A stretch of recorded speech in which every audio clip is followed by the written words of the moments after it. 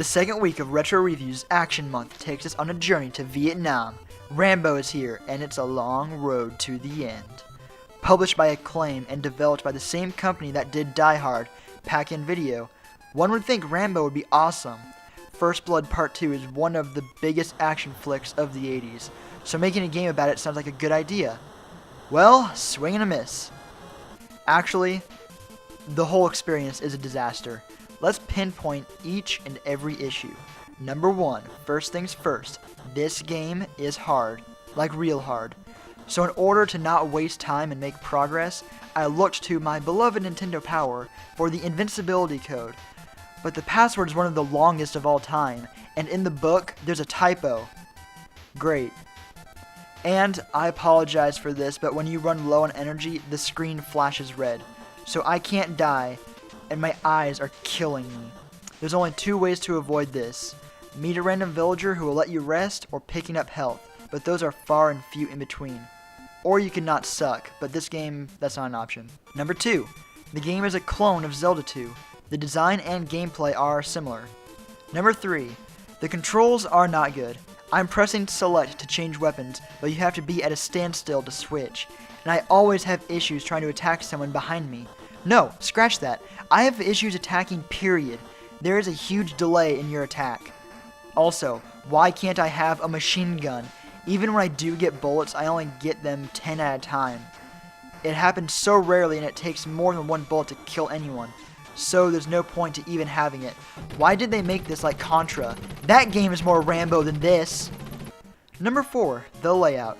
Trying to figure out where to go is a real bitch. Most of the terrain looks the exact same.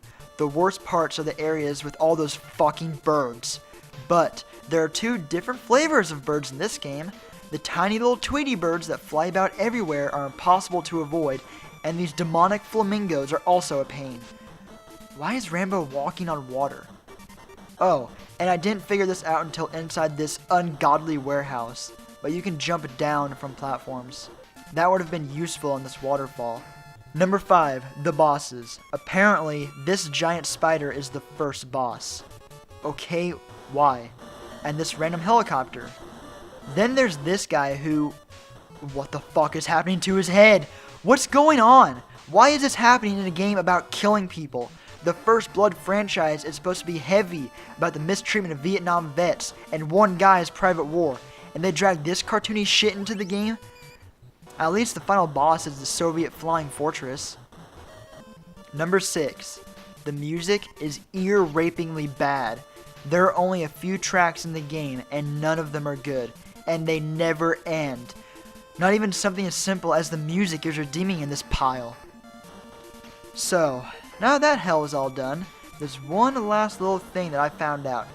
So at the end of the game is the infamous turning of Murdoch into a frog. I found out that the Chinese character that Rambo shoots out means anger, or Ikari in its language. Huh, Ikari? Like Ikari Warriors? Another Rambo wannabe that failed miserably? So, thankfully this game is done. I can't believe that they ruined Rambo this bad. But it was better than that disaster rail shooter from a couple of years ago. So my verdict is, this game sucks, run away. I just want what you all want, for good games to be made for movies. So stay tuned as Action Month continues with another gem from the past.